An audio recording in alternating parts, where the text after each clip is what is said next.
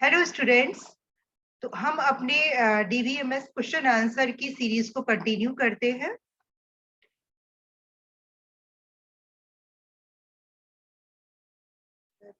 Open the document.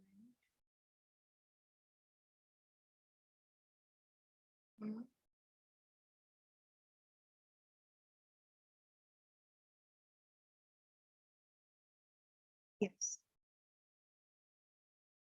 तो हम discussion कर रहे थे नॉर्मलाइज फॉर्म के बारे में। तो मैंने आपको बताया था कि नॉर्मलाइजेशन क्या होता है, जो कि रिडंडेंसी को रिमूव करता है और एनोमलीज को मिनिमाइज करता है। ठीक है। तो फर्स्ट नॉर्मल फॉर्म के अंदर 4 रूल आते हैं। पहला, it should only have single atomic value attribute column, यानी जितने भी जो भी कॉलम्स के नेम होंगे वो यूनिक होने चाहिए। ऐसा ना हो कि सेम एक ही टाइप का कॉलम्स 2 बार जनरेट हो जाए। Value stored in column should be the same domain. जो भी वैल्यू उस कॉलम के अंदर सेव हो रही है वो उस डोमेन की ही होनी चाहिए। जैसे मैंने आपको बताया था कि एज के कॉलम में ए कैपिटल को ABCD ना डाल दे। एज के जो फील्ड है उसके अंदर न्यूमेरिक वैल्यू होनी चाहिए। ठीक है। तो उसमें कोई अल्फाबेटिकल वैल्यूज ना डाल दी जा सके। तो this is also a rule of first NF कि जो जिस टाइप का डोमेन है उस टाइप की वैल्यू को इंसर्ट करना है। All the column in the table should have unique names. जितने भी नेम है उनमें जितने भी कॉलम्स हैं वो सबके यूनिक नेम होने चाहिए टेबल के अंदर। And the order in which data is stored does not matter. अब किसी भी ऑर्डर में डेटा हो उससे कोई मतलब नहीं है। Okay. So these are the 4 rules of 1NF first normal form. Second normal form में क्या आता है? सेकंड नॉर्मल फॉर्म में आता है, एक तो चारों रूल जो फर्स्ट नॉर्मल फॉर्म में है वो फॉलो करने हैं, यानी it should be in the first normal form, यानी फर्स्ट नॉर्मल फॉर्म में होना चाहिए। And second, and it should not have partial dependency. और जो हमारा डेटा टेबल हमने बनाया है उसमें पार्शियल डिपेंडेंसी नहीं होनी चाहिए। अब पार्शियल डिपेंडेंसी क्या होती है? तो partial dependency occur when non prime attribute is functionally dependent on part of candidate की। कैंडिडेट की क्या होती है अभी हम आगे डिस्कशन करेंगे। अभी आप ये मान के चलिए कि कोई ऐसा एट्रीब्यूट यानी एक ऐसा कॉलम पार्शियली डिपेंडेंट नहीं होना चाहिए दूसरे पर। जैसे कि एक एग्जांपल लेते हैं। एक स्टूडेंट की ये टेबल है, इसमें student ID, project number, student name और प्रोजेक्ट नेम 4 कॉलम है। अब यहाँ देखिए कि प्रोजेक्ट नंबर किसके ऊपर डिपेंडेंट है? प्रोजेक्ट नंबर किसी पर्टिकुलर स्टूडेंट के ऊपर डिपेंडेंट है। स्टूडेंट नेम किसके डिपेंडेंट है? स्टूडेंट आईडी के ऊपर डिपेंडेंट है। और प्रोजेक्ट नेम किसके ऊपर डिपेंडेंट है? प्रोजेक्ट नंबर के ऊपर डिपेंडेंट है। ठीक है। प्रोजेक्ट नेम और प्रोजेक्ट नंबर आपस में एसोसिएटेड है और स्टूडेंट आईडी और स्टूडेंट नेम आपस में एसोसिएटेड है। तो in the above table we have partial dependency. Let us see how. Primary key कौन सी है इसमें? Student ID. Key attribute are student ID and project number. तो दो इसमें मेन की है, इसमें एक की एट्रीब्यूट है, एक तो स्टूडेंट आईडी और दूसरा प्रोजेक्ट नंबर। अब स्टूडेंट आईडी यूनिक है और ठीक है of the student, and name of the student, ये नेम किस पर डिपेंडेंट है? स्टूडेंट आईडी पर। इसी तरीके से प्रोजेक्ट है, ये यूनिक, प्रोजेक्ट नंबर यूनिक है और प्रोजेक्ट नेम किस पर डिपेंडेंट है? प्रोजेक्ट नंबर पर। तो ये किस पे डिपेंडेंट है? प्रोजेक्ट नंबर पर। तो डिपेंडेंसी किसके ऊपर है? प्रोजेक्ट नंबर के ऊपर, प्रोजेक्ट नेम की। ठीक है। तो ये क्या है? पार्शली डिपेंडेंट है। So as state is non prime attribute, that is student name and project name should be functionally dependent on part of the candidate key. ठीक है। तो student name can be determined by student ID, which means a relational partial dependent. तो student name किस पे partially dependent है? student ID पर। और project name किस पर dependent है? project number पर। तो हम इनको क्या करेंगे? अलग अलग कर देंगे। Therefore, student project relation violates the 2NF. अब जहां पर जो स्टूडेंट, ये जो प्रोजेक्ट नेम है ये क्या कर रहा है? वायोलेट कर रहा है 2NF को। तो ये तो अकॉर्डिंग टू द 2NF हम क्या करेंगे? To remove partial dependency and violation of 2NF, decompose the table. तो इनको दो टेबल्स में ब्रेक कर देंगे, student ID, project number, student name, और फिर यहाँ पर प्रोजेक्ट नंबर, प्रोजेक्ट, क्योंकि प्रोजेक्ट नेम जो था प्रोजेक्ट नंबर पर पूरी तरीके से डिपेंडेंट था, तो इनको हम अलग अलग कर देंगे। तो पार्शियली डिपेंडेंसी देखते हैं कि इस कॉलम की डिपेंडेंसी इस पर है, तो इसको हम सेपरेट कर सकते हैं। ठीक है, तो यहाँ पर प्रोजेक्ट नंबर की डिपेंडेंसी प्रोजेक्ट नेम की डिपेंडेंसी प्रोजेक्ट नंबर पर थी, तो इसको हमने अलग कर दिया, तो ये कहलाती है पार्शियल डिपेंडेंसी। तो 2NF के अंदर क्या होता है, पार्शियली 2NF के अंदर it should not have partial dependency, partial dependency नहीं होनी चाहिए, फुल डिपेंडेंसी होनी चाहिए। ठीक है, so this is the second NF. Third NF में क्या है, it is in the second NF form, यानी सेकेंड NF के और फर्स्ट NF के सारे रूल फॉलो होने चाहिए अगर थर्ड NF में 3NF में रखना है तो। And it doesn't have transitive dependency, उसके अंदर क्या था पार्शियल डिपेंडेंसी से, के 2NF के अंदर इसमें क्या आ जाती है ट्रांजिटिव डिपेंडेंसी। ये डिपेंडेंसी भी कैसे एग्जाम एक्सप्लेन करने की कोशिश करते हैं, देखिए एक ये टेबल बनाई है, ठीक है, इसमें student ID, name, exam type और मैक्स एग्जाम, मैक्स मार्क्स। ठीक है, तो यहाँ पर ये देखें कि स्टूडेंट आईडी, अब नेम क्या है स्टूडेंट आईडी पर डिपेंडेंट है, और एग्जाम टाइप जो है, जो मार्क्स हैं वो एग्जाम टाइप पर डिपेंडेंट है, यानी थ्योरी के 100 मार्क्स होते हैं मैक्सिमम, प्रैक्टिकल के 50 मार्क्स होते हैं, प्रैक्टिकल के 50 मार्क्स होते हैं, तो ये क्या है ESQ पर डिपेंडेंट है। ठीक है, तो अब हम यहाँ क्या करेंगे, ये टेबल नीचे चाहिए, ठीक है, तो हम यहाँ क्या करेंगे, इन दोनों टेबल्स को अलग अलग कर देंगे। एक तो ये हो गई table enzyme name exam type, ठीक है, और एग्जाम टाइप और मैक्स मार्क्स को अलग कर देंगे। तो यहाँ पर ये देखिए रिपीटेशन भी हो रहा है, एक चीज ये देखनी होती है, डिपेंडेंसी हमेशा वहां पर क्रिएट होती है जहां पर रिपीटेशन हो रही होती है किसी भी इंफॉर्मेशन का। तो यहाँ पर ये देखिए मार्क्स बार बार रिपीट हो रहे हैं, है ना, तो इसको सेपरेट कर दिया और एग्जाम टाइप से इसकी डिपेंडेंसी हटा दी, तो यहाँ से इसको रिमूव कर दिया। ठीक है, so this is called the transitive dependency. तो 3NF के अंदर ट्रांजिटिव डिपेंडेंसी रिमूव कर दी जाती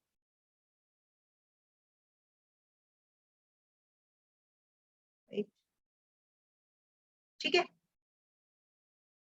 तो यहाँ ये दिख रहा होगा एग्जाम टाइप शो हो रहा है आप लोगों को। ठीक है, तो ये वही टेबल है, नेम है, और यहाँ पर केवल एग्जाम टाइप ही रहने दिया, क्योंकि एग्जाम टाइप से एग्जाम मार्क्स को अलग टेबल में सेपरेट कर दिए, यहाँ से एक्सट्रैक्ट किए जा सकते हैं।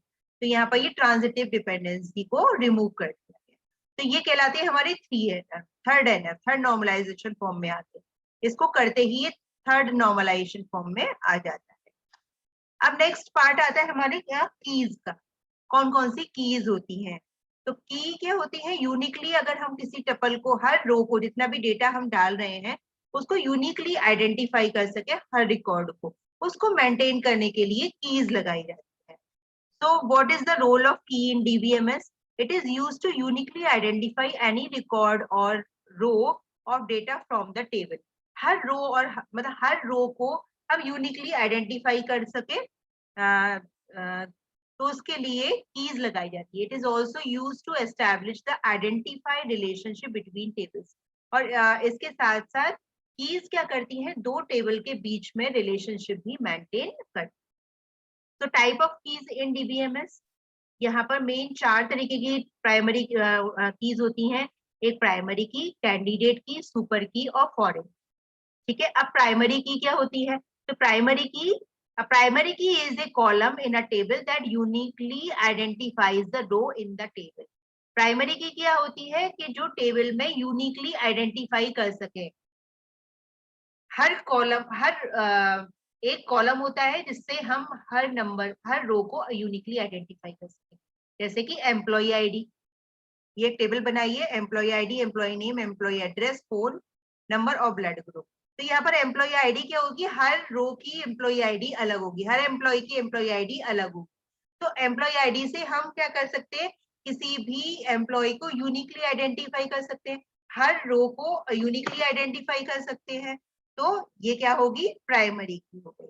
इन the employee table employee ID can be primary key since it is unique for each employee. ठीक है, अब कैंडिडेट की क्या होती है, ये कीज दोबारा बता रही हूँ, कीज क्यों यूज होती है कि हर रिकॉर्ड को यूनिकली आइडेंटिफाई करने के लिए, ठीक है। तो यहाँ पर हर एक कॉलम होता है जिससे हम यूनिकली आइडेंटिफाई कर सकते हैं। कैंडिडेट की क्या होती है, एक्सेप्ट द प्राइमरी की, कोई भी दो या दो से ज्यादा कॉलम को मिलाकर अगर हम किसी रो को यूनिकली आइडेंटिफाई कर सके तो उसको बोलते हैं, उसके कॉम्बिनेशन को बोलते हैं candidate. The remaining attribute except the primary key are considered as a candidate key. The candidate key are as strong as the primary. जैसे हम कहें कि स्टूडेंट नेम, फादर नेम और मदर नेम को मिला के एक यूनिकली आइडेंटिफाई किया जा सकता है। अगर हमने किसी हर बच्चे को यूनिक रोल नंबर नहीं दिया तो यूनिक कैसे बोल सकते हैं हम, उस स्टूडेंट का नाम और उसके फादर का नाम दोनों को मिला के दे सकते हैं, और एक और चीज मिला के दे सकते हैं, मदर का नाम। तो स्टूडेंट का नेम, फादर नेम और मदर नेम मिला दे तो हर सारी रोज आपस में डिफरेंट डिफरेंट हो जाएगी, यूनिकली आइडेंटिफाई कर सकते हैं हम उस रो को। तो यहाँ पर देख लेते हैं, यहाँ पे कह रहे हैं कि एम्प्लॉय नेम और फोन नंबर को मिला के हम रो को आइडेंटिफाई कर सकते हैं, that is unique, uniquely identify कर सकते हैं। तो ये दोनों मिक्सचर क्या हो गया, कैंडिडेट की हो गई। इन दोनों को मिला के हम बोलेंगे ये दिस इज कैंडिडेट की, इन दोनों का कॉम्बिनेशन कैंडिडेट की बनाता है। In the employee table, employee ID is best suited for the primary key. Rest of the attribute like employee name and phone number are considered as a candidate. इन दोनों को मिला के, क्योंकि किसी भी दो एम्प्लॉइज का नाम और उनका फोन नंबर सेम मिला के सेम नहीं हो सकता, ठीक है। So this is called the candidate की। उसके बाद आता है सुपर की। तो super key, we can define the super key as a set of those key that identify a row or tuple uniquely। वही वाली बात दोबारा आ गई कि किसी भी रो या कॉलम को यूनिकली आइडेंटिफाई कर सके। The word super denotes the superiority of the, ठीक है। The role of the super key is simply to identify the tuple of the specified table in the database. Let's consider the employee detail. तो यहाँ क्या है, ये देखते हैं कि कितनी सुपर की क्रिएट की जा सकती है। अब यहाँ पर इसमें देखिए एक ये रिलेशन है, यानी एक टेबल है, इसमें एम्प्लॉय आईडी, एम्प्लॉय नेम और एम्प्लॉय ईमेल, 3 कॉलम लिए। खाली एम्प्लॉय आईडी से भी पता कर सकते हैं, हम यूनिकली आइडेंटिफाई कर सकते हैं। खाली एम्प्लॉय नेम से नहीं कर सकते, एम्प्लॉय नेम से नहीं कर सकते, खाली एम्प्लॉय नेम से। ईमेल आईडी से कर सकते हैं क्योंकि ईमेल आईडी यूनिक होती है हर किसी की। एम्प्लॉय आईडी और एम्प्लॉय नेम से कर सकते हैं यूनिकली आइडेंटिफाई, एम्प्लॉय आईडी और ईमेल से भी कर सकते हैं uniquely identify, employee ID, employee name और ईमेल से भी कर सकते हैं। तो इतनी टाइप की ये सुपर कीज इसमें क्रिएट की जा सकती हैं एक रिलेशन के अंदर। These all are the set of super keys which together or combining with other prime attribute can identify the table uniquely, ठीक है। तो बेसिकली क्या है, if we set the super key on employee ID and employee name, we can easily get the value or details of the other remaining attribute of the employee.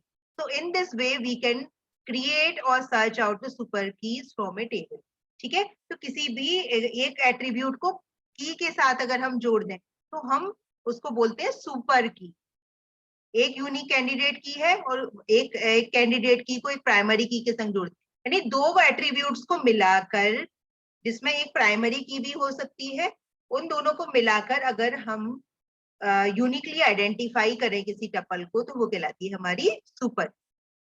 अब foreign की क्या होती है, फॉरेन की basically use होती है 2 relations के बीच में, यानी अभी तक जितनी भी हम बात कर रहे थे एक टेबल की बात कर रहे थे, अब हम बात कर रहे हैं 2 टेबल्स की। 2 टेबल्स को मिला के जब हम कोई रिलेशन मेंटेन करते हैं, देखिए foreign key are the column of the table which is used to point the primary key of another table. तो ये क्या करता है, ये प्राइमरी की है।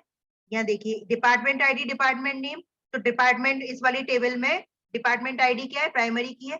और यहाँ पर employee ID, employee name, employee address, phone number और ब्लड ग्रुप, यहाँ पर एम्प्लॉय आईडी क्या है, यहाँ प्राइमरी की है।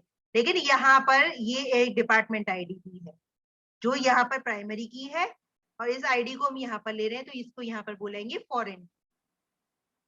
कोई दूसरी टेबल की प्राइमरी की को हम जब अपने रिलेशन में अपने टेबल के अंदर लेते हैं तो उसको बोलते हैं फॉरेन। इस आईडी से दूसरे टेबल में डेटा यूनिकली आइडेंटिफाई हो रहा है। इनकी ज्वाइनिंग भी करते हैं हम, प्राइमरी की और फॉरेन की ज्वाइनिंग करके डेटा को एक्सट्रैक्ट किया जाता है, निकाला जाता है। क्योंकि अगर मेरे को डिपार्टमेंट नेम लेना है तो यहाँ से डिपार्टमेंट आईडी को ज्वाइन करना पड़ेगा, ठीक है, तभी डिपार्टमेंट में नेम ले सकते हैं। तो ये यहाँ पर प्राइमरी की है और यहाँ पर ये फॉरेन की है।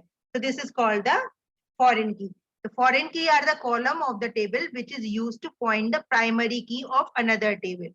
यहाँ पर ये फॉरेन की है तो प्राइमरी की क्या है, दूसरी टेबल की प्राइमरी, ठीक है। So this is called the foreign key. उसके बाद इंटीग्रिटी कंस्ट्रेंट्स क्या होते हैं?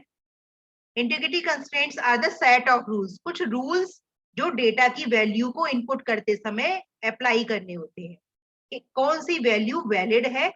वो रूल्स बनाने के लिए कौन होते हैं? इंटीग्रिटी कांस्टेंट, ठीक है। अब डेटा की बात कर रहे हैं। It is used to maintain the quality of information, यानी जो डेटा उसमें डाला जा रहा है टेबल के अंदर, उसकी क्वालिटी को मेंटेन करने के लिए जो रूल्स बनाए जाते हैं वो कहलाते हैं इंटीग्रिटी कंस्ट्रेंट्स। कितने टाइप के होते हैं? There are 4 type of integrity constraints. पहला है डोमेन कंस्ट्रेंट। डोमेन कंस्ट्रेंट क्या बोलता है? डोमेन यानी जैसा मैंने पहले बताया था कि डोमेन, जैसे इसका डोमेन क्या बोलता है, ये एज है, इसके अंदर न्यूमेरिक वैल्यू आनी चाहिए, ठीक है। तो अब यहाँ पर अगर कोई ए डाल देता है या एफ डाल देता है तो ये क्या होगी? इनवैलिड एंट्री होगी। और डोमेन कंस्ट्रेंट या इंटीग्रिटी कंस्ट्रेंट इसको क्या बोलेगा? Not allowed.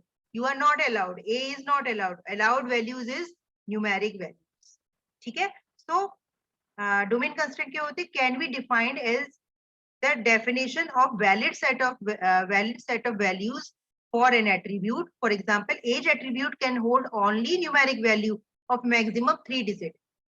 3 digit मान के चलते कि किसी की एज 3 डिजिट से ज्यादा की नहीं हो सकती, मैक्सिमम 100, और हो सकता है वैसे सुनने में मिल जाता है कोई 100 प्लस में भी जाता है, लेकिन उसकी जो एज है वो 1 से लेके एक लिमिट बना लेते हैं कि 150 तक, इससे ज्यादा नहीं होनी चाहिए, और स्टूडेंट्स की एज 50 से ज्यादा नहीं होनी चाहिए, ठीक है।